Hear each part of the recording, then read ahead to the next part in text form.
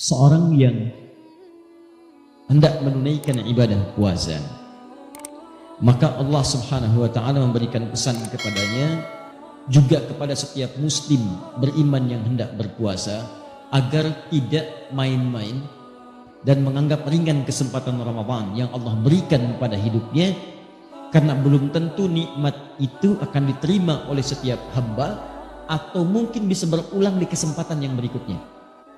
Tidak setiap orang bisa mendapatkan nikmat Ramadan, dan tidak setiap yang telah mendapatinya akan mengulangi di masa yang akan datang.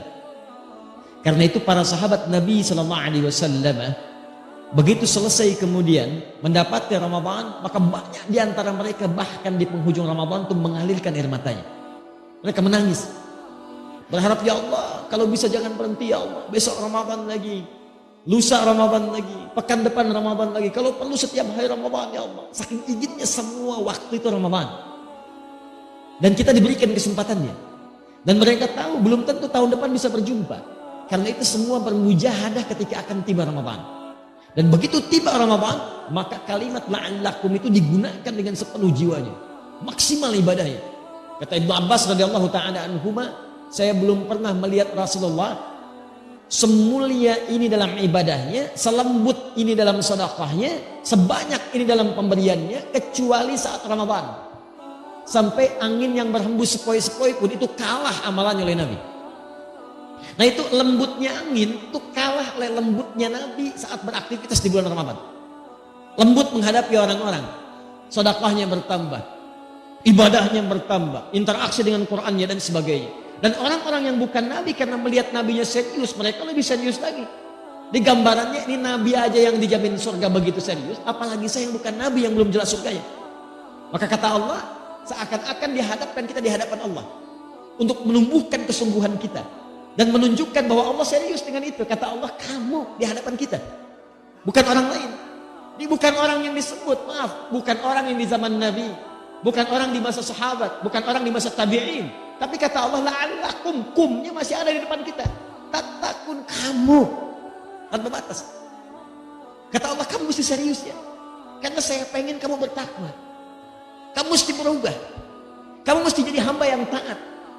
Mesti ada perbedaan ketika kamu lahir dengan kamu pulang. Saya ingin tingkatkan takwa kamu. Kalau anda hafal Quran, demi Allah saya katakan, begitu disebut takwa, itu bisa berlinang air mata anda. Karena ayat takwa selalu terkait dengan nilai kebaikan. Ketika Allah sebutkan takwa, maka Allah ingin tanamkan kebahagiaan. Kamu tingkatkan takwa supaya bahagia.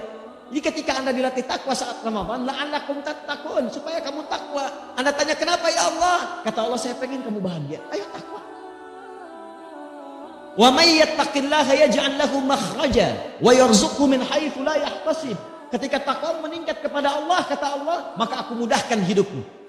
Aku berikan solusi, aku limpahkan rezeki kepadamu. Makanya ketika Allah katakan la'allakum tattaqun, ayo serius supaya hidup kamu mudah. Ayo serius supaya rezeki kamu berlimpah. Ketika anda puncaknya mengatakan takwa, Allah katakan wasari'u ila maghfiratin min rabbikum wa jannatin 'arduha as-samawati wal ardu 'iddatil lil muttaqin. Saya telah siapkan bagi orang takwa. Apa itu? Saya telah siapkan surga yang tak bernilai dunia. Batas yang enggak ada batas dunia. Saya kata Allah, saya siapkan surga luasnya seluas langit dan bumi untukmu orang takwa. Jadi orang takwa itu, kata Allah, yang berhasil menunaikan ibadah puasanya, bukan sekedar meningkat takwanya, sholatnya, infaknya, Al-Qurannya, bukan sekedar di Ramadan. Bukan cuma di awal Ramadan. Sejak puasa itu dimulai, awal pertama Ramadan. Begitu satu Ramadan muncul, tunaikan tarawihnya, maka dia sudah siap dengan kurikulumnya. Malam ini saya akan tarawih di tempat A. Siapkan, bahkan 30 hari udah dia siap tuh, kalau sampai ke 30 hari. Malam ini di masjid A, malam ini masjid B. Sunnahnya baca Quran nanti saya akan capai sehari misalnya 10 juz. Bagi oleh dia, subuh baca sekian, zuhur baca sekian, asar baca sekian.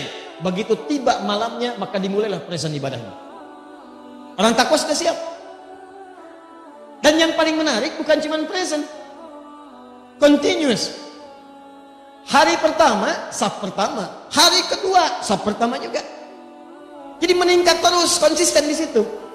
Hari pertama datang sebelum maghrib, nunggu di masjid. Hari kedua habis isya baru datang.